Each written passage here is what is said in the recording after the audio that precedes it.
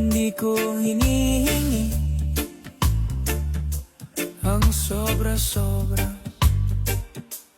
Gusto ko lang kung ano ang sapat. Sa dami ng ingay sa paligid, pinili kong huminto. Hindi para iwan ng pangarap, kundi para alalahanin kung bakit ako nagsimula, kung ano ang mahalaga.